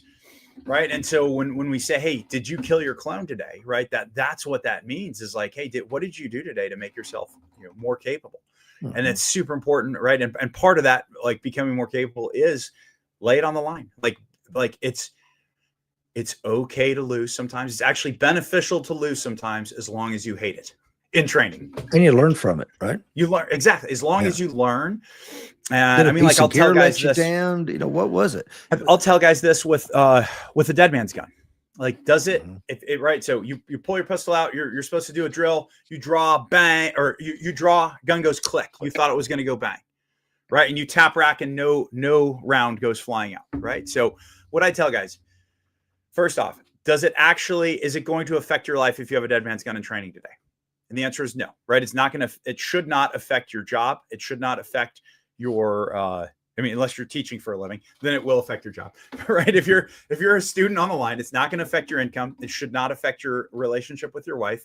You're still going to eat lunch. You're still going to eat dinner, right? So it doesn't actually affect you. However, if you have that dead man's gun and you're like, whatever, no big deal. It's just in training. It's just a dead man's gun. Then guess what? You'll have one again tomorrow.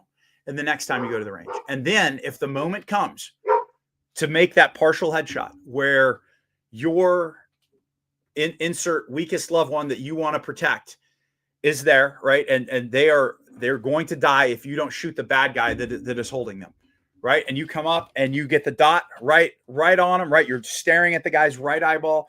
You're squeezing the trigger and click, and you're like, wow, that was a really good dry fire. And then your kid dies. Now you're going to feel shame and regret for the rest of your life, right? So go ahead and let it burn you when you fail on the range, right? Let it burn you for a while. You should feel bad. When that happens to you on the range, you should feel bad and be like, no, I'm not, like, and then let that feeling of like, man, I failed on that. Like, and I hate failing. Let that feeling of failure lead you to the point where, you know what, I'm not going to do that again. We call it circle of awareness within our system, that like I do a loading procedure in my workspace every single time, right? And I do it the same way every single time, so that if I'm diligent about doing that, I will not have a dead man's gun, right? And so like, let these failures in training shape you, right? So that you are less likely to fail for real. I love that. And on that, I don't want people to mishear what you're saying. I agree with you 1,000%. I was shooting in a USPSA match maybe last year, and one of the guys on our squad is a former NFL player. He's actually a Pro Bowler, absolute stud, and also a high-level judo guy, mountain of a guy. I won't say his name. And he has a bad stage. Okay, it happens, right? And he carries that just into stage 2, and he flubs that up again. And I'm like, hey man, come here. It's, I'm sure you had a bad down at some point in your illustrious football career, right? That was that down. Now you learn from it and you move on. But if you're going to carry this out for the rest of this freaking match, you might as well go home, because you got to be able to take that headspace, learn from it, and then reattack aggressively without letting it carry through the rest of the day. Would you agree with that? Yeah, 100%. I do want to clarify. Like, I mean that as it relates to, like, if you have a dead man's gun, right, you should feel bad about it. 100%. If you miss, right, if you miss, you have to be, one of my instructors told me this years ago, like, a good shooter is like a good quarterback. Sometimes it's forgetful, because if you're thinking about that last, interception that you just threw, it's going to mess with your head. Right. Yep. And so in the moment, all we're thinking about is, or what I'm thinking about is, I'm staring at what I want to shoot. Yeah. The dot is on top of it, and I'm squeezing the trigger properly. Yes. Right. And I'm doing Eagle of Freedom. Right. So I'm trying to squeeze the ground with my toes. And and I'll shoot. I'll try and go faster and faster and faster. And then when I start missing, I'll rein it in. Right. And that mental reset should take half a second, right? I see sometimes guys' mental resets are like they come off their gun, straight finger, and they take a breath or two. I'm like, that is not a mental reset. Like a mental reset should be a half a second. You drop your weight, and I'm thinking, squeeze and eagle of freedom. That's it, right? Yeah. Superimpose the dot, stare at what you want to hit, do eagle of freedom, and pay attention to your trigger squeeze. Yeah, we have a saying that should happen in a half a second. We say first thing is get your hits. If you get your hits, go faster. You go faster and faster and faster until you hit your failure point. Now you're hitting the C zone or whatever, and it's like, okay, let's dial it in, figure out what you did wrong. I didn't say go slower. Figure out what you did wrong, and let's reattack this. But I want to get to Tony's point before I let you go, because I want to be very clear. As Tony says, I've taught a lot of folks that have physical impairments and can't sprint across a parking lot, but deserve to be able to defend themselves. Yeah, and of course, Tony, I think you know me and you know Bill enough to know that's not what we're talking about. If you have a physical impairment, of course, I want you to be able to defend yourself. Let's be clear about that. What I'm saying is, if you're an able-bodied American man or woman, for that matter, and you know that your cardio isn't where it needs to be, and you know your physicality isn't where it needs to be, you know your diet sucks, and you got all these things, and that's why you can't sprint across the parking lot, then shame on you. Get your shit together. Last thing I want to agree with everything. Can I add two things to that? Right, so for able-bodied Americans, 100% of what Rich just said. As we get older, or we have physical limitations, i.e., you're in a wheelchair, or you're just, right, if you're weaker, you should get stronger. But like as we get older, we are going to get weaker, right? And so we need to think about, like, how do I win in this? And how do you recognize that, hey, when I'm 75 years old, I'm not going to be boxing someone or grappling someone at the same level that I am now, or at the same level that I was 20 years ago. Right? These things are different. And so you need to set yourself up for success, right? You need, which honestly is going to be a willingness probably to use tools even sooner, right? I mean, think about female cops are able to shoot people way quicker than a man, right? Because when that 6 foot something felon grabs that female, like he's going to kill her just with his hands, right? Versus the 6'2", former running back, like that is now a police officer. Like the jury's gonna look and be like, why did you shoot this guy? Like wait a minute, like you train MMA, you're like, why didn't you just punch? Right. So as we get older, we need to set ourselves up for success, which means we should have potentially more tools on us. Right. And we need to be smarter. Right. The whole, left-hand gun, maybe, being able to deploy a lethal tool with either hand. Right. All these things matter. Right. And then also not lying to ourselves. I've got a student, a faithful student, solid guy. He's in a wheelchair.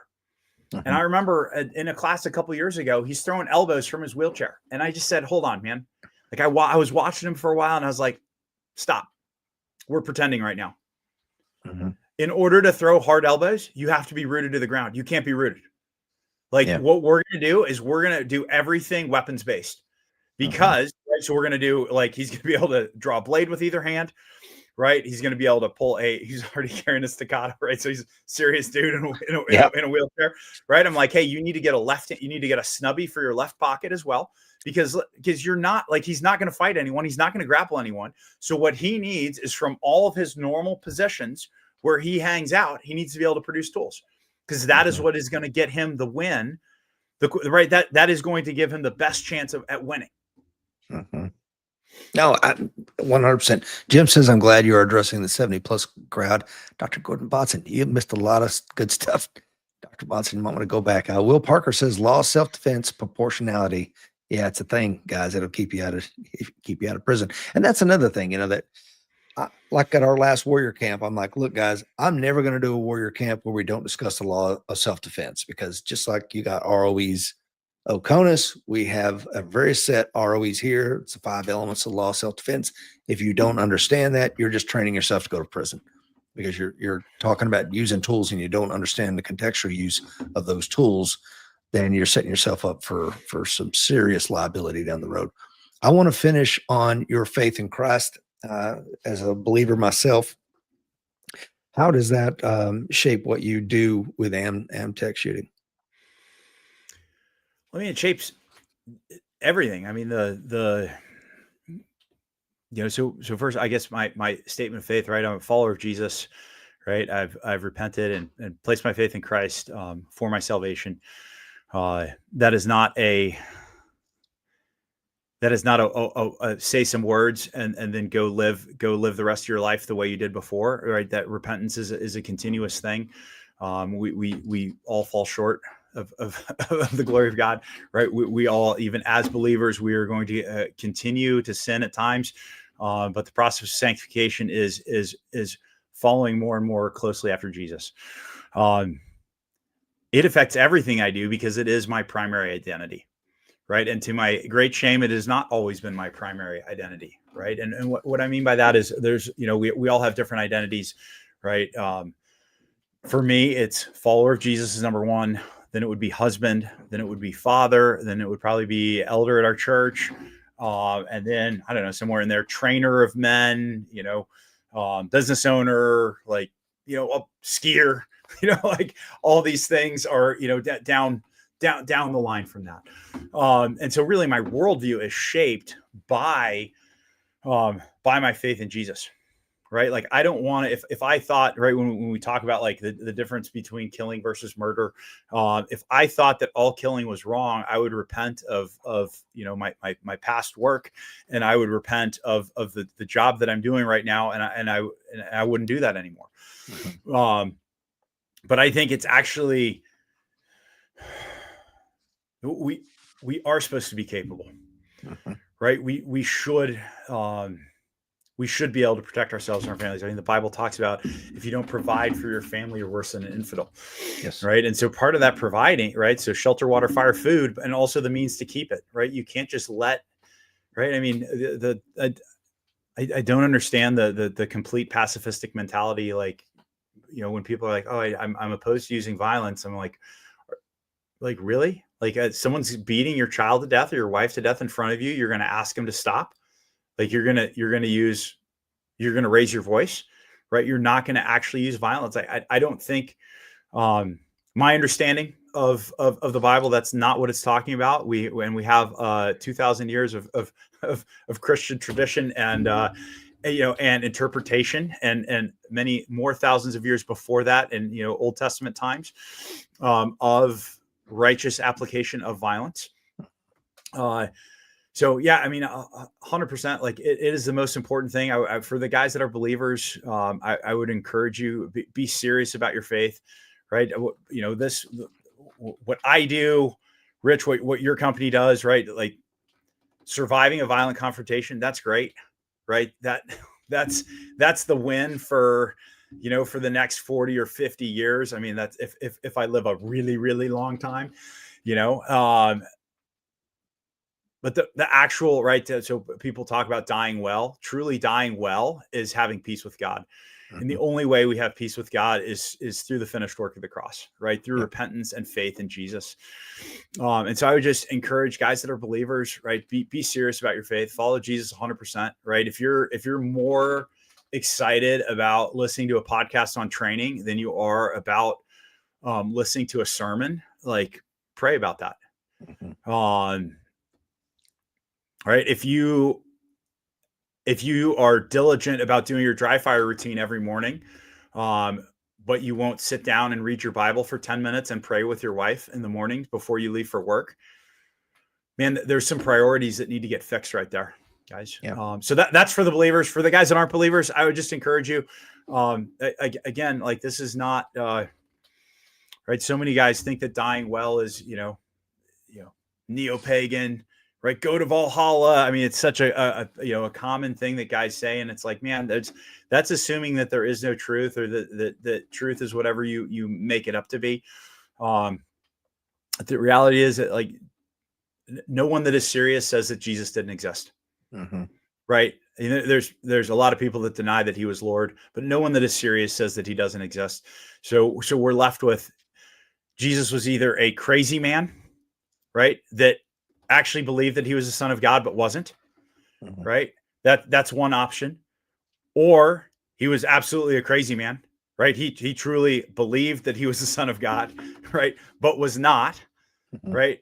Or we take it for what he said, that he is God incarnate, right? Part of the Trinity, Father, Son, and Holy Spirit, right? That he came, born of the Virgin Mary,